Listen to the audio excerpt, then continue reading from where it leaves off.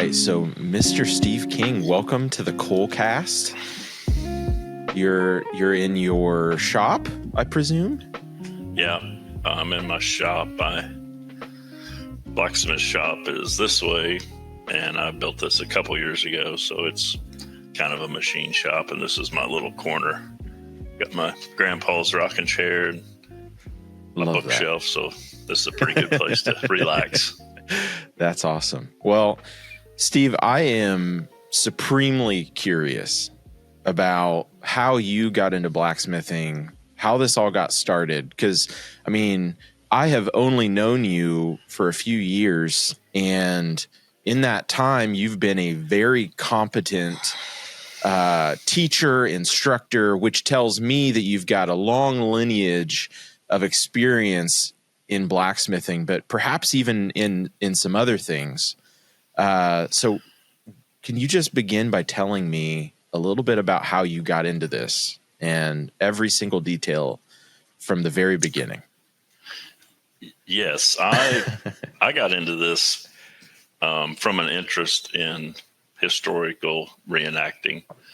My dad and I used to shoot flintlocks, go to shooting matches, rendezvous, and I run across a guy in 2003 named Billy Merritt, and he was at a rendezvous, and I saw this Damascus steel, and I'd never seen it before, and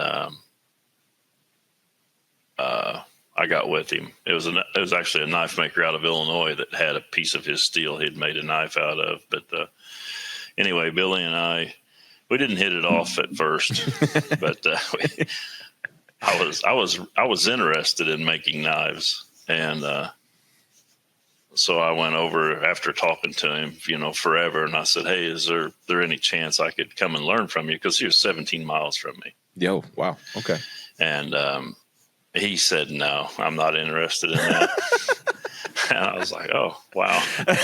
So I go over, my dad and I walk through the woods walk, shooting our targets, and come back and we eat a ham sandwich. And I was really frustrated. And so I just walked up to him and I said, "Hey," when people got away from him, because he was well known, and I said, "Hey, I just want to thank you for explaining your processes." And I said, "You've inspired me, and I'm going to learn this. If I have to go to Texarkana to the school, I'm going to learn it. And one of these days you're going to come out here and you're going to see my stuff on a blanket in front of my tent." And I just wanted to thank you. And I shook his hand and walked off. And in about a half hour, here he come, and he gave me his card, and he said, "I work in my shop every night. Friday nights are mine. Saturdays are mine. You just call me and come down, or you just come down." And so I waited till Thursday, and I called him. I said, "Are you in your shop?" And I said, "Yeah, I told you I was." And I drove down there, and he's like, "What took you so long?" And we just really hit it off well. Yeah. And so I went every Thursday night. I don't know how long, 2 or 3 years, and finally got my shop. I had it in an old shed out here on the farm, and but yeah, he gave me a lot, and what he gave me mostly was to take it and give it to other people, because he just gave it to me and several people through the years. Yeah. So I just followed him around. I packed up his stuff, and he demoed at Indiana, and he demoed at Quad State, and everywhere we went, I packed up his stuff, and I set up the tables, and he visited with everybody, and I packed everything in the jars, and he would fill up 3 tables, 8-foot tables, really easy, with just Damascus billets and what knife comes out of it. So he was a great teacher and mentor. And you said that was around 2003 when you got started? Okay. Yeah, I went to Quad State for the first time in 2005. He was demonstrating, and yeah, he was a super intelligent guy on pattern welded steel. Yeah. He demoed, I can't remember what year it is, and I tried to look, but he demoed at IBA at Tipton. Mm-hmm. And Jeff White is a great knife maker. We were both sitting there in the bleachers. It was later in the day, kind of by ourselves, and Andy and David come walking through. I think it was Andy's dad. I don't remember, but they were looking for the knife demonstrator, and of course Jeff was like, "Well, it's over. It's 8:00 at night," and it was funny. They said, "Well, we really wanted to meet Millie," and Jeff said, "Well, this is his guy." So we just sat down and took a sheet of paper, and I just kind of sketched how he showed me to stack up a billet, and it was funny. In like a week, they had a Damascus knife on their website, and then in like a month, they had a sword. Yeah, but I'll never forget they had a sword, and I can't remember. I'm not a sword guy, but it was just pretty good size. And they're looking at it, and they said, "Well, we'd like for you to critique it." And I was like, "Man, I can't critique it. I don't." And Jeff White, he's a freaking pirate. He's like, "I'll look at it." And he said, "How'd you temper it?" And they told him, and he just grabbed it and pulled it over his knee.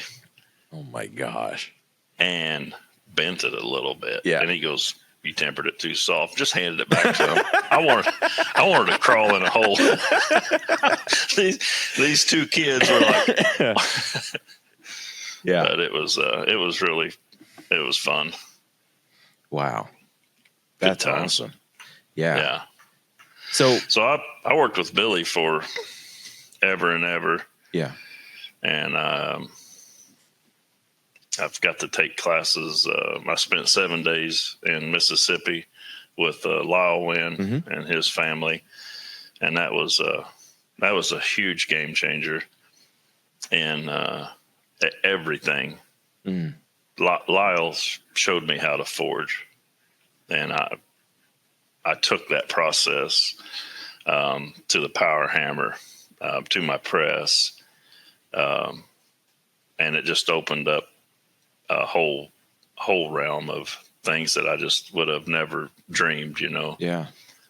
So super grateful for Lyle and his wife Patricia for having me there. And I took a class with Mark Asbury. Jake James, took a sculpture class with him.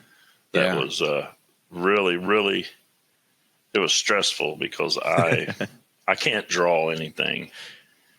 And I was in a Center for Metal Arts with a bunch of sculptors and artisans, and I'm walking around just kind of lost till about Thursday. And then I kind of felt comfortable, but it was a great experience as well. Yeah.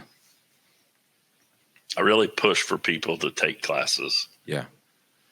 Because that's the easiest way to learn, and you'll take it with you. You'll think you're going to forget it. And my first day with Lyle, I had like 2 pages of notes, and he's standing over there going, "Would you just come over here?" And I said, "Well, I paid this money. I don't want to forget everything." He said, "You're not going to forget anything." Yeah. And so, I really try to push people to, that's the best way. Go visit blacksmiths or go take classes. Yeah. So you started, though, I guess I'm surprised to hear that you started with knives, because that's not how I was introduced to you, because of your hammers and your forge, your big, the BFH group, and, sledgehammer's been swung by 5 people on a 3-inch round stock. So when was the transition into that kind of work? Was that just through the group of guys in the IBA? The sledgehammer stuff, I found a piece of large steel. It was like 2 1/4 square stock. And it's a funny story because it was actually a piece of key stock. Okay. Out of a huge die cast machine. And so I salvaged a piece from the scrapyard, and I asked the guys, I said, hey, I want to make my wife a split cross. And they said, well, you've made a bunch of them. I said, well, I want to make a big one. And so they come up, and we made it. I got it cut. And then I was like, man, everything I want to do big. So I went to the steel place, and I priced 3-inch square stock. And I bought a 20-foot stick of it, and we used all of it. And I found some just under 3-inch mild at a place, and I think I bought like 18 feet of it. So we're up to like 16 or 18 of those crosses. Yeah. So anyway, I said, hey, let's do this. So we did it at my shop for an IBA hammer, and the first one out of 3-inch, and it was amazing the difference between 2 1/4 and 3-inch. I mean, the 2 1/4, you think, well, I could almost do that by myself after the 3-inch. But I remember we had to run outside the door, and we had some tools, for leverage, but it was a fun time, and those guys were all eating it up. And Jeff Reinhardt, he's like, we got to do more of this. And I said, hey, I'm in. So we did, we haven't done much in a while. We demoed at Quad State. Yeah. And we made 2 crosses out of 3-inch. We've done some for cities like down on the river. They would pay us to come out for their festival, and they didn't care what we did. Yeah. They just wanted at least 4 guys swinging a sledgehammer. So we would do it. We would go down there and make a big nail, which Ted Stout showed me that process. And we would make a big nail, or we'd make a flatter.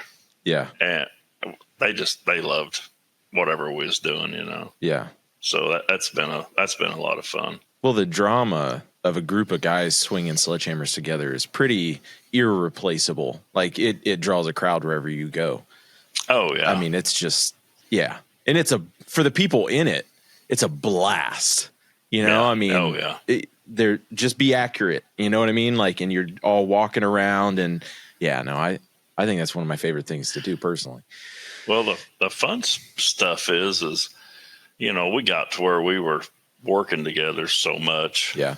But what was really fun is when you could just pull one guy out of the crowd. Yeah. Yeah. And say, hey, you want to go? Yeah. Right.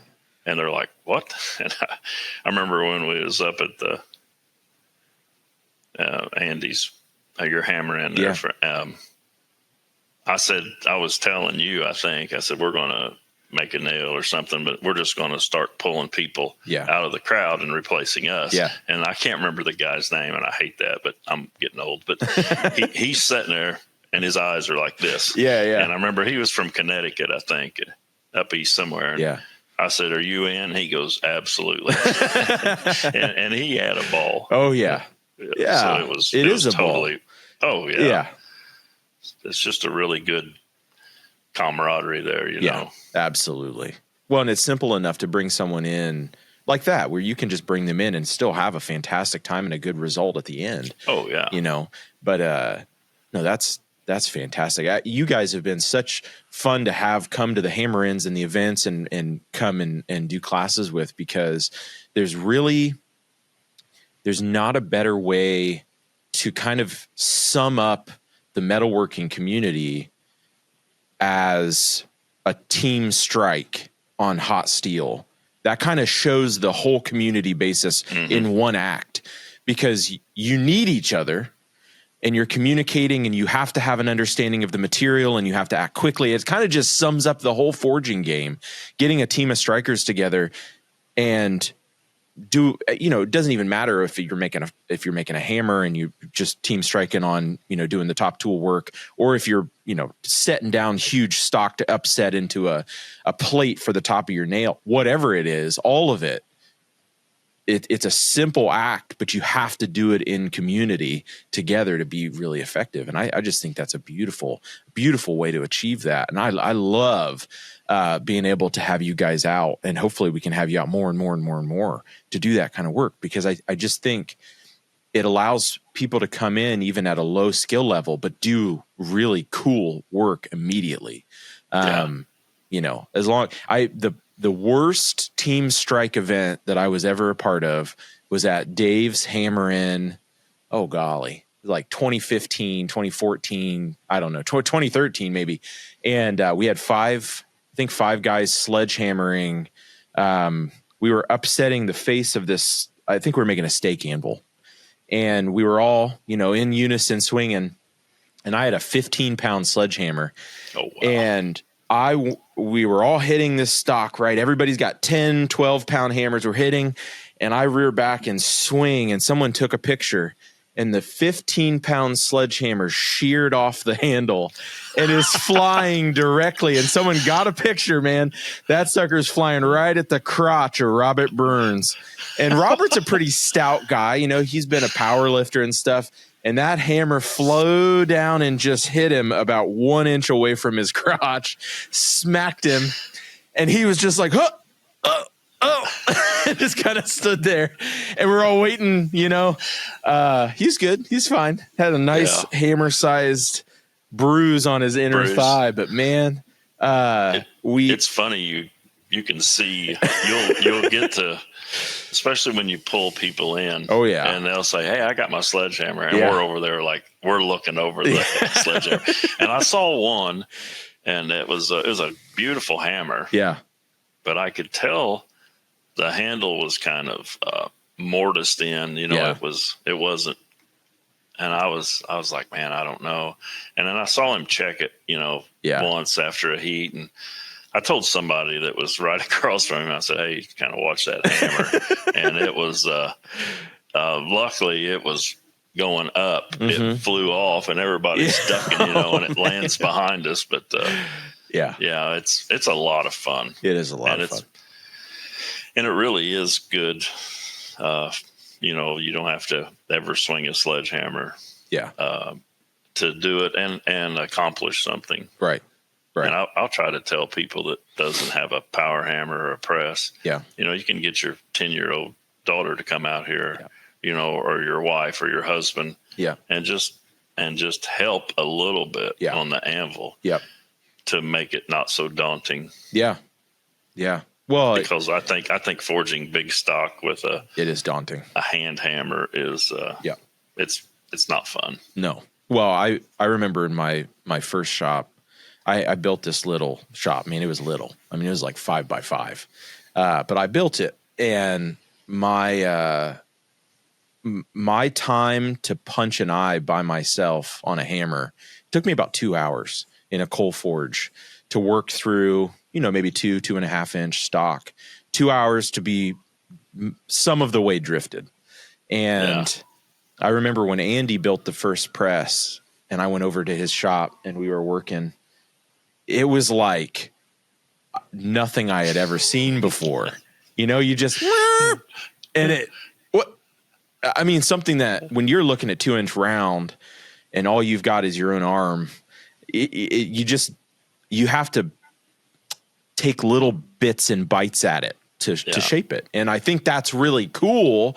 And now knowing what I know about presses and big hammers and things, going back like the class you guys just did where it was 100% hand tool forging on the striking anvils, you can really slowly coax the material where you want it to go versus, you know, under a 300-pound power hammer, you just kind of, you hit it once. You know, I can't fix that, you know, and you throw it in a pile. So, but I think it's really fun to have both sides of that equation and get to experiment with it. But going backwards and watching the striking, it's so cool to see how you think about the material and slowly coax it into position. Because then it gives the students a chance to actually understand what they're doing. You get such a better picture of how that material flows out under each individualized tool. how the material flows around the drift and how you can set it back into position if you stretch it too far. You know, all that stuff is so easy to understand when it's happening slowly. Every heat you see, you know, you see what you've got done, right? And it's kind of like doing a bevel on a knife. Yeah. If you chuck that up in a vise and you sit there and draw file, it's slow, but you're not going to, you take it over to a 36 grit, you know, screaming fast, and you can screw it up. When I first got my press from you all, I thought, man, I'm going to be a production hammer maker. And my scrap pile in one day was larger than years of doing it by hand, because I would just, and I've learned that it doesn't matter if you can do it all in one heat. Mm-hmm. If you take little bites with the press, you'll still do it in one heat. Right. But you won't suck down. You won't get off. And it's I really appreciate people that use press or hammer to make a hammer, and it's hard for me to tell if they've done it by hand. You know, because you can generally see that. Sure. But there's some of them out there that are just, well, there's so many of them. Yeah. That are super young and outstanding.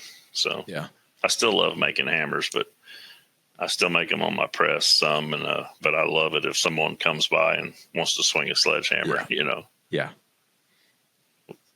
My first guy that ever did that was he's Bob Hunley. He's on the board with us with the IBA, and after I took my class with Lyle, you know, everybody was like, "Are you going to make hammers?" And I was at Tipton, and I said, I'd rather just give someone the experience of making it. There's a lot of people that make hammers. There's a lot of people that make really nice hammers.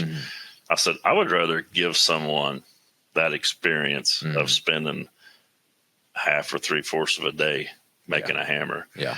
And well, Bob's wife heard me, and she contacted me and surprised him, you know, for his birthday or Christmas.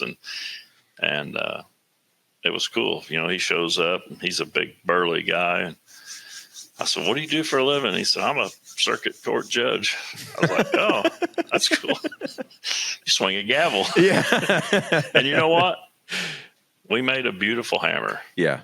And I cherish that day, you know. Yeah. And I know he loves the hammer. Yeah. So it's cool to share that with folks. So what would be your estimate on how many hammers versus how many knives you've made? You know, I'm a huge fan of Nathan Robertson's work and known him for years. Yeah. And he's helped me so much. I'd post a picture of some pickup tongs because I watched him demo them, and you know, he would message me like, "Oh, you need to do this and do this." Yeah. And I have several of his hammers. Yeah. And every one of his hammers he writes down. Yeah. And he's up over 7,000, I think. Yeah. What kind it was. So I did that. Until I got my press. And then I would go do 4 or 5 at a time. So I'm not sure. I'm probably 250 or so on the hammers. Yeah. And more knives than that. More I'm knives. Sure. So I got away from the knives. Yeah. I got to making them, and then I got to doing stock removal. Okay. I would just buy my steel from New Jersey Steel Baron. I would cut them out, and I had two that I wanted to do, and I could offer them at a much better price. And it was a chance for me. I sold a bunch of them, and you know, I was able to buy more tools for my shop. Yeah, because I try to keep it all. I try to sell just enough if I want to buy something, and but you know, I just got it wasn't fun. Yeah. So I just quit, and I had some orders for some pieces. And once I got them done, I just won't hardly take an order. And it's just not fun. So I'll make a couple, yeah, and I'll send to some folks that are interested, yeah.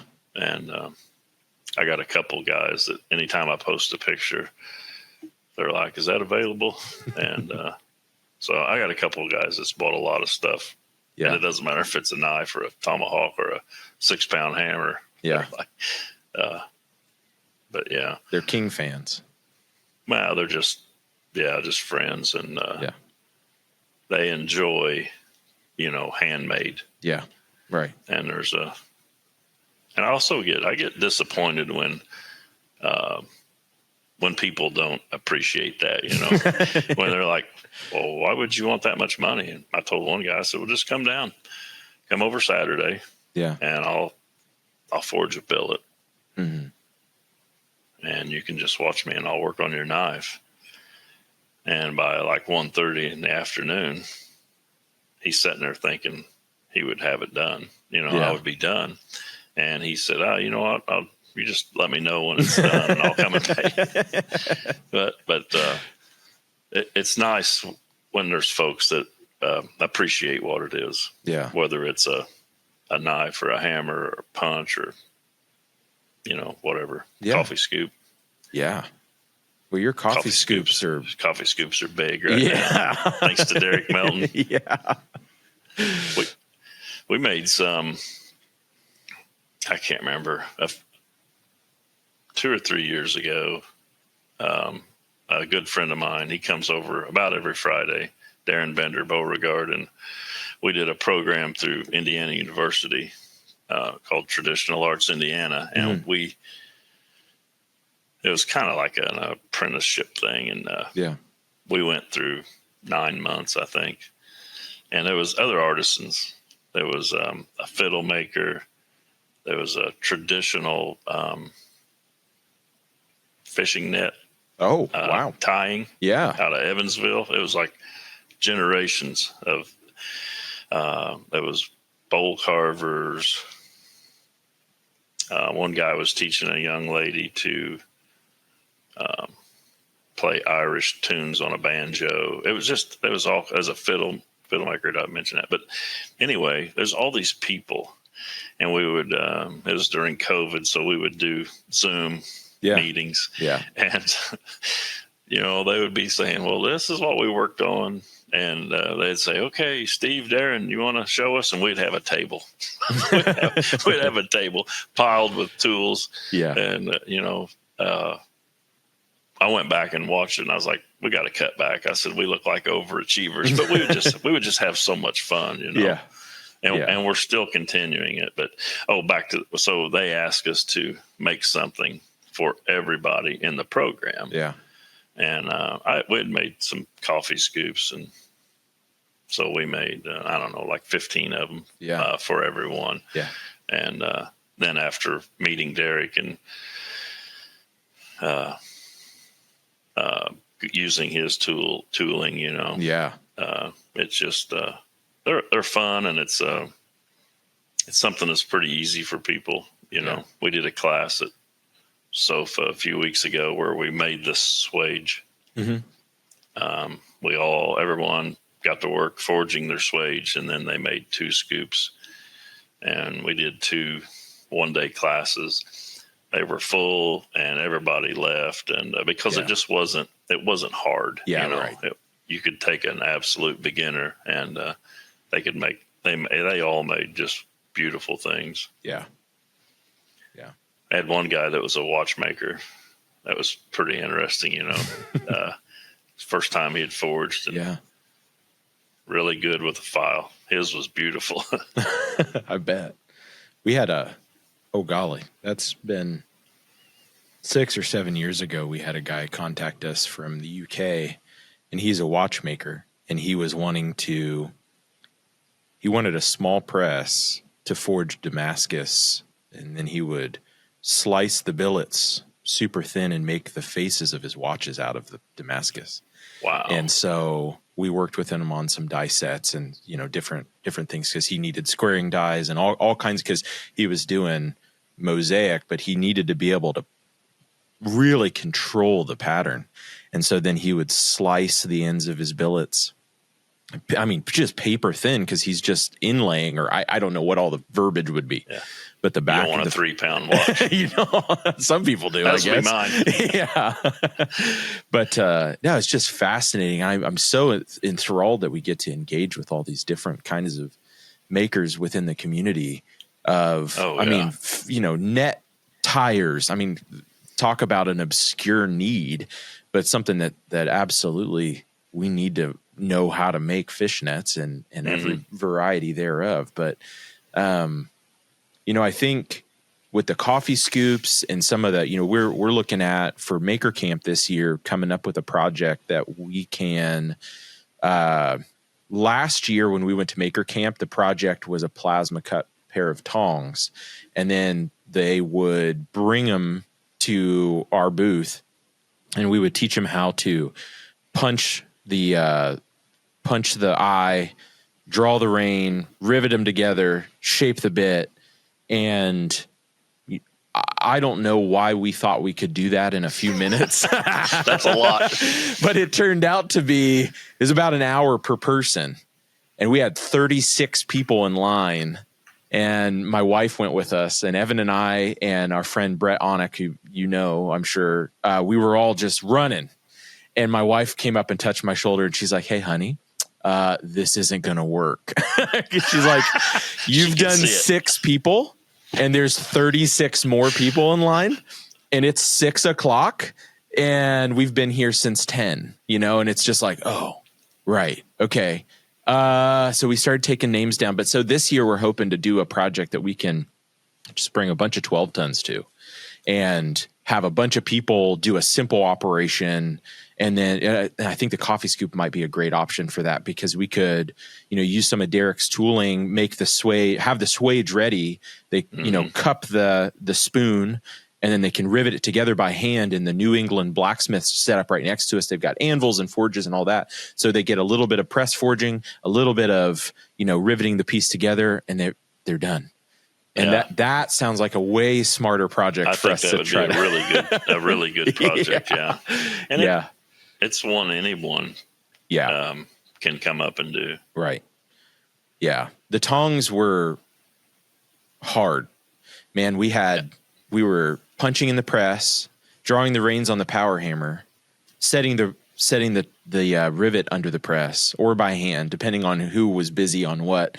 But you had, you know how that is. You've got some people that, we had experienced blacksmiths come through just for fun.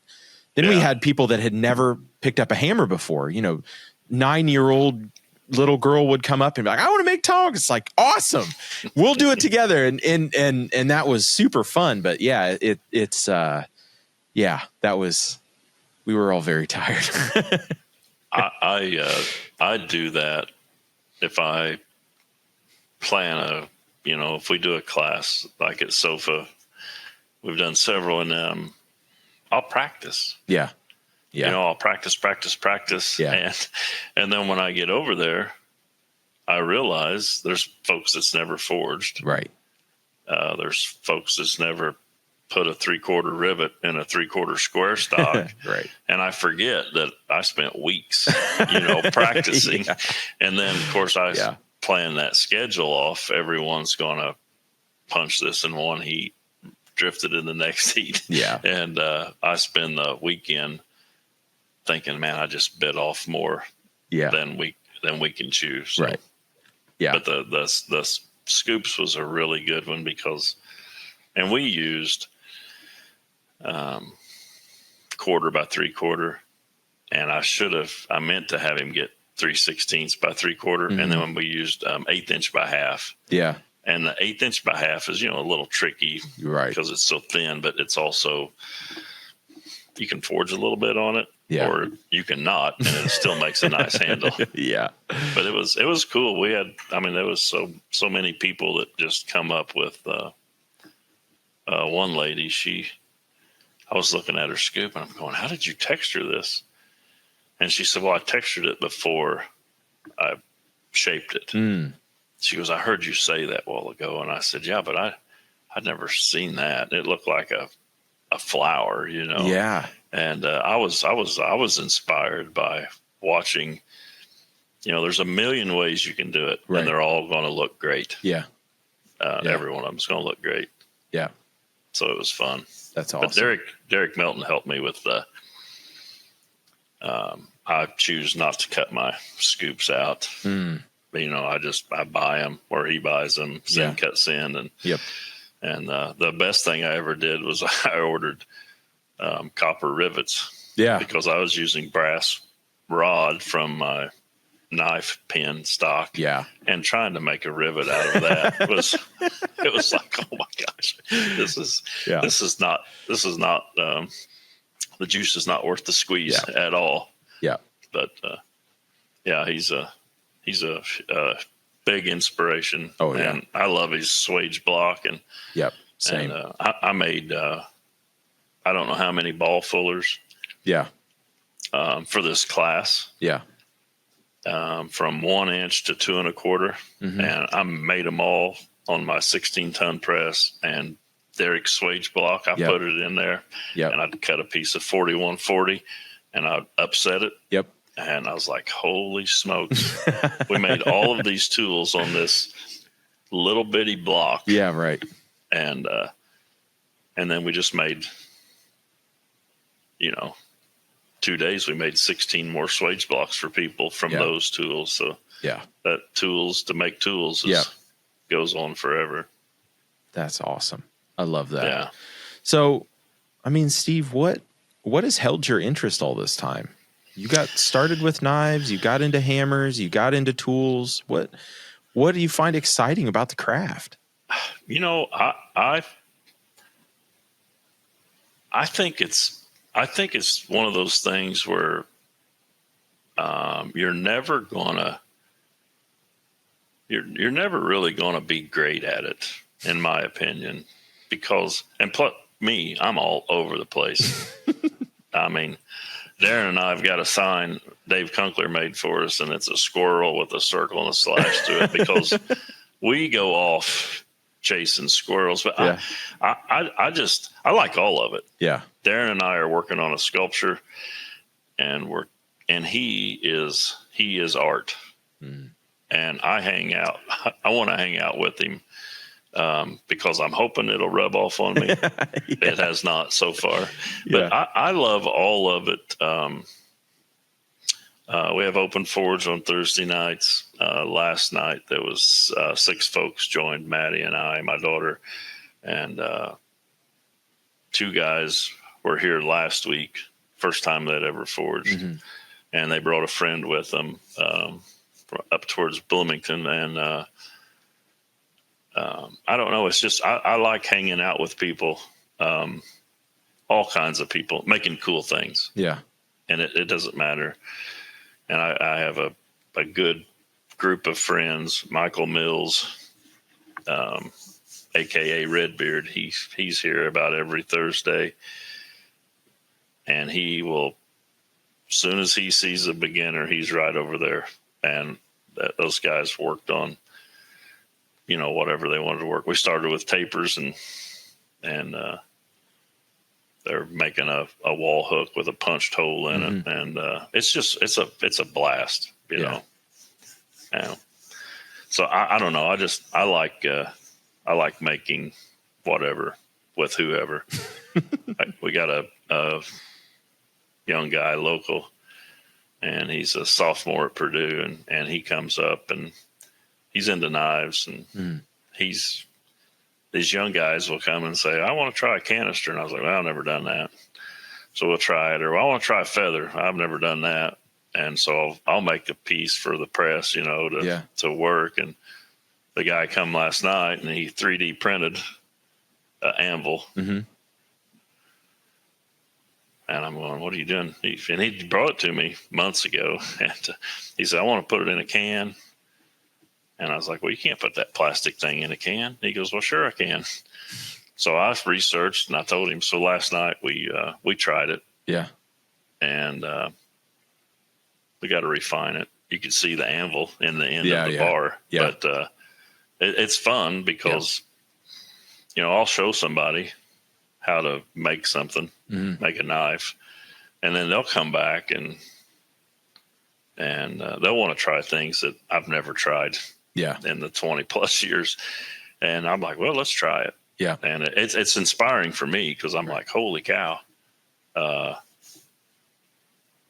just never tried that. Right.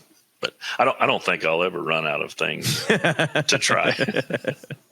I don't think so either. I feel the same way. If especially when I'm feeling really kind of burn out on whatever, you forge something 200 times in a row and you're like, I need refreshed, and I'll hang out with you guys, or I'll hang out at just out in the school during one of the IBA meetings or something, and just let the young people come in. Sometimes not young people, just the people coming in that are green and fresh, kind of replenish with their own curiosity. And kind of remind me what I love about this craft again. And it's that, you're never done. And there's just an infinite number of variables to play with and try and things to make. And, And if they're, like you said, they can be 60 years old. Yeah, absolutely. And be a young blacksmith. Yep. And like these guys, they're making a hook. Yeah. And you know what? I'll forge a little piece, or Michael will forge a little piece, and I'll do a drive hook for a beginner.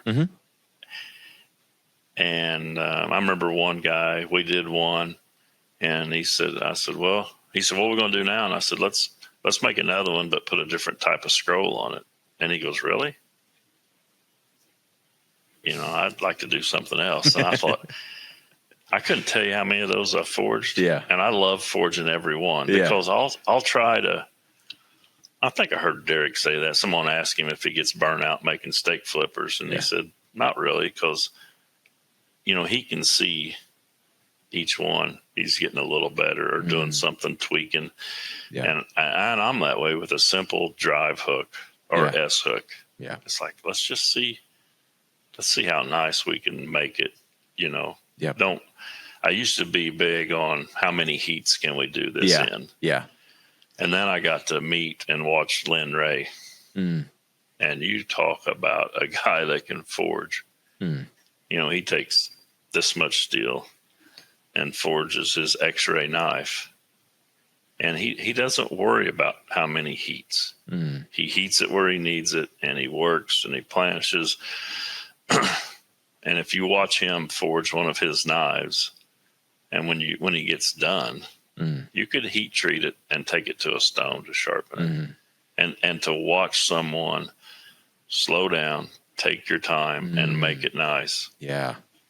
I just geek out over it, whether it's a S hook or a knife or a 12-pound sledgehammer, Yeah.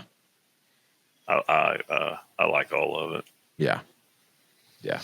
I also like if you can show someone something and then they come back. And I've had guys come back and give me a hammer, give me knives. Several guys have, give me knives that they've made. And I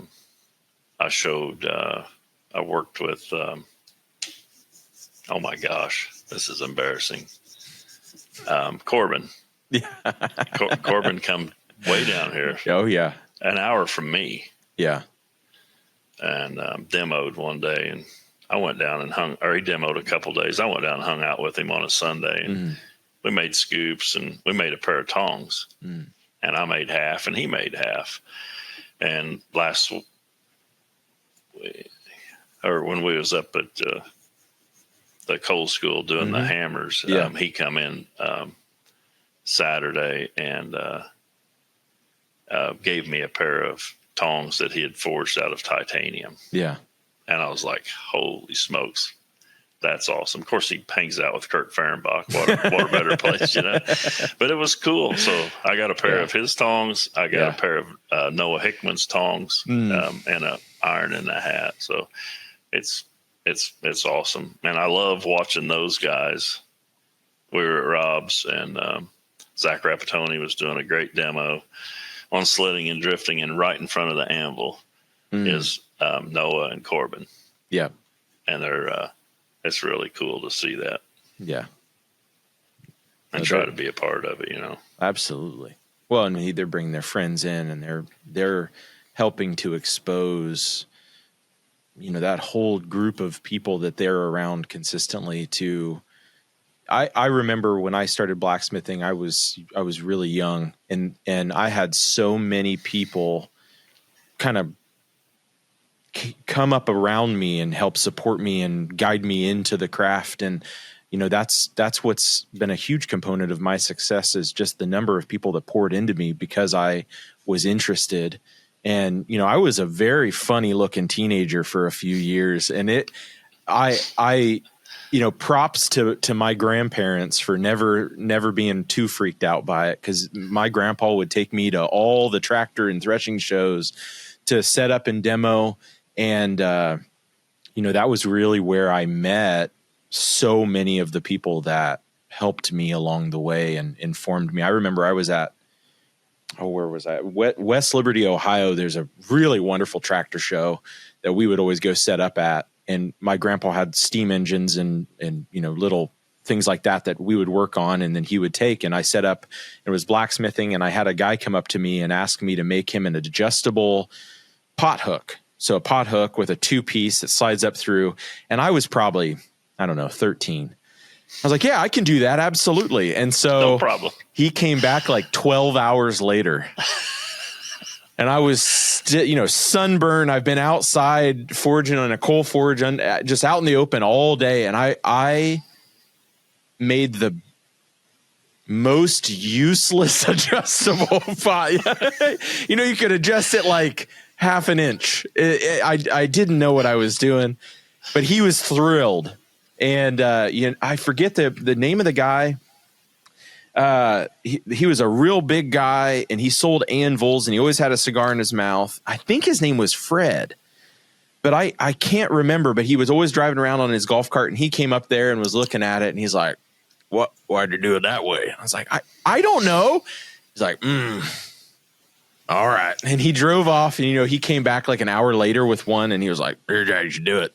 And I did square holes, which made it so much harder because I had to punch them and then drift them square and then give them to the proper size so the corners all fit. And then that made the adjustment. And he had just did it out of round, and every hole was round. He's like, see, I was just like, all right, thanks, but yeah, just the number of people that were willing to share what they'd learned, willing to help me out when I didn't know what I was talking about.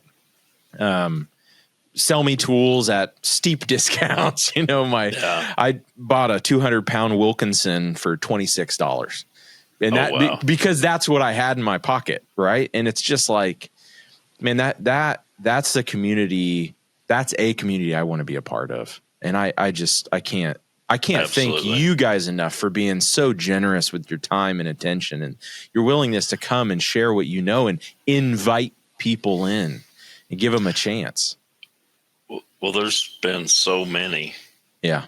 And until you're in the middle of it, you have no idea. Yeah. And the last couple of years, we've had guys that done this for years that no longer can physically. Yeah. And they would stop and say, hey, here, everybody get a bottle of water. Yeah. And, but there's so many people, behind the scenes. Yeah. And I'm thinking mostly of Tipton. Mm-hmm. I went for years. I showed up Friday evening, watched demos, hang out, and Sunday at noon, I'd get in the truck and I'd go home. Mm-hmm. And, there's a whole world of people that's worked months and months and months. Mm-hmm. And, Jim Johnson, he did that for years and did a lot of it. Gary Phillips, I shouldn't name names because there's so many. Larry Weitzel. Larry Weitzel set up. I remember one time he had I think it was his backhoe, and he had John Deere tractors, different sizes, moving stuff. And I said, well, whose tractors are these? And he said, they said, they're Larry's. And I said, he brings them up here. Yeah. And now we have the Caterpillar dealer, they donate a telehandler to us. Thanks to Phoebe, which is great. But there's so many people that done this before. Yeah. And I didn't help at all. I didn't. Yeah. And now, the last few years, it's just been there's so many people, and I'm not going to name names because there's a bunch of them, but there's so many people and a lot younger people that are interested in just helping. Yeah. And boy, does it make it, it makes it a lot more enjoyable. Oh yeah. And we're just super excited. This year we've got 2 great demonstrators coming, and Bart Dellinger and Pete Braspenix. And we're really excited to get here. Yeah. Yeah. And that's next weekend, right? Yes. We will set up the 31st on Friday. Yeah. We're going to start in the morning. We're going to set up, and then Friday evening we'll have pizza for everyone that's there, and we'll have a Friday night demo. I think Rob Huff and Paul Kennedy are going to make a flower upset, like a nail or a tack, and then really push in with ball fullers, top tools, and so that'll be a great demo. And then Saturday morning we'll kick it off with the 2 demonstrators. Awesome. Yeah, can't wait to see it. Yeah, super excited. Well, do you know if you guys need anything from us that we can bring and support and be a part of it? Make it easy. I think we are good. Okay. Mostly because these guys are. Don't get me wrong. I'm going to reach out to you as soon as someone says, "Hey, do you have a press?" Yeah. But these guys do so much work by hand. Yeah. That's true. So Bart's going to do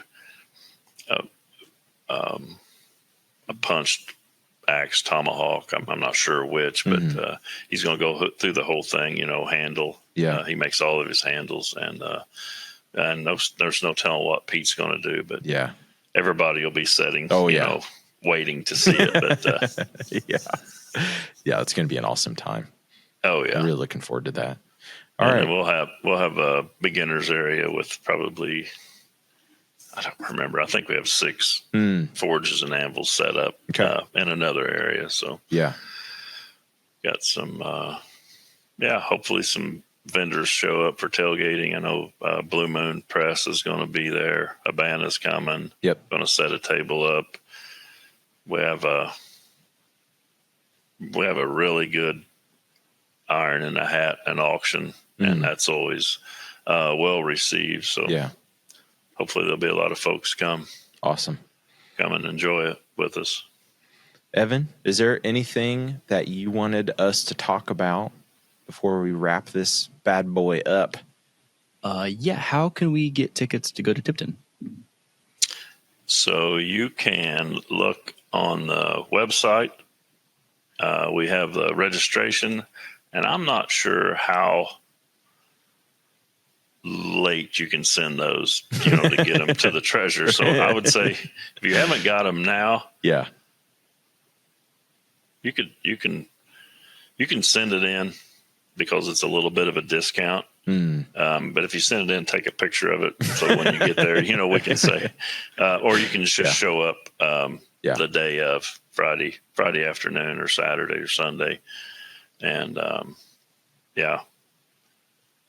awesome. Welcome everybody. Okay. Fantastic. Well, Steve, it has been an absolute pleasure to speak with you today. Can you tell me where people can find out more about you and your work, your knives and your hammers and your classes and everything you're doing?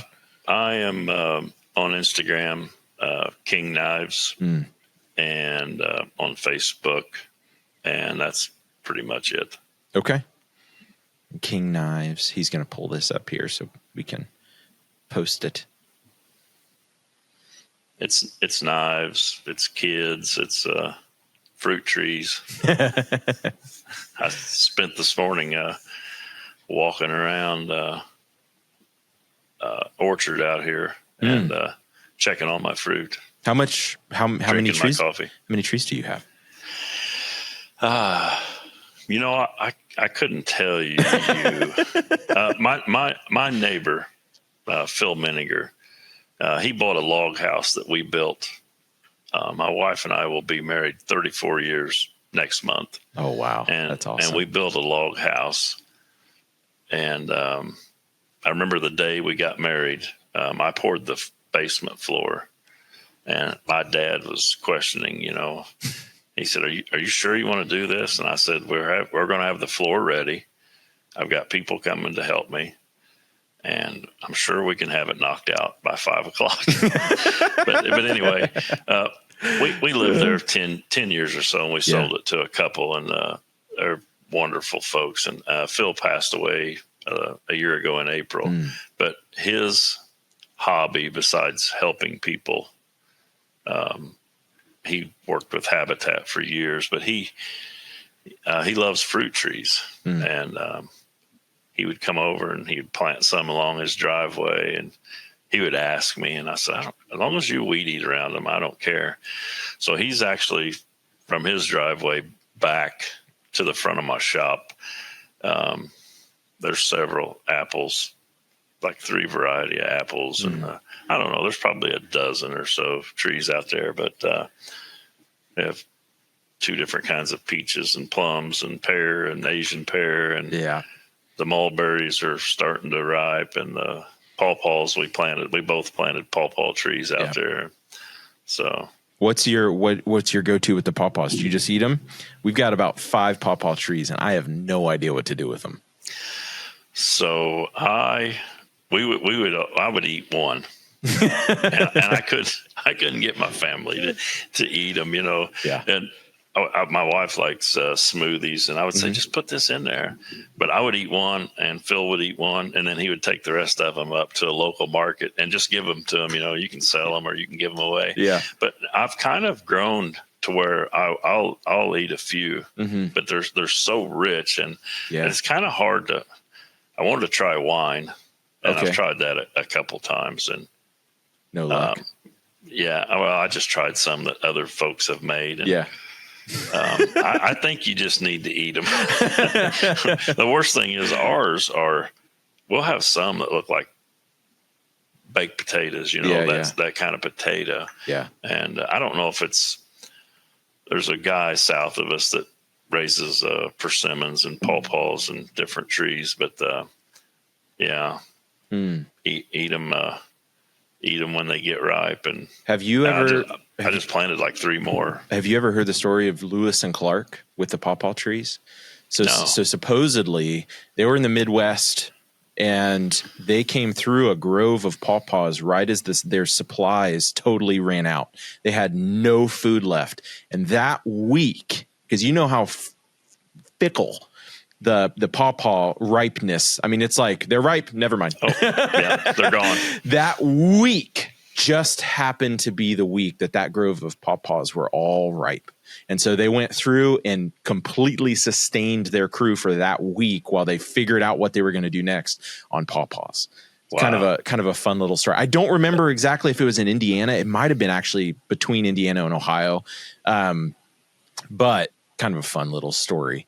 Because they were desperate at that little venture there. So anyway, those are kind of like persimmons. You're not going to eat them early or late. No, not like an apple. No, not at all. On our farm, we've got 1 apple tree that is the remaining of the original orchard, because there was an orchard on our farm. And our house was built somewhere between 1836 and 1870.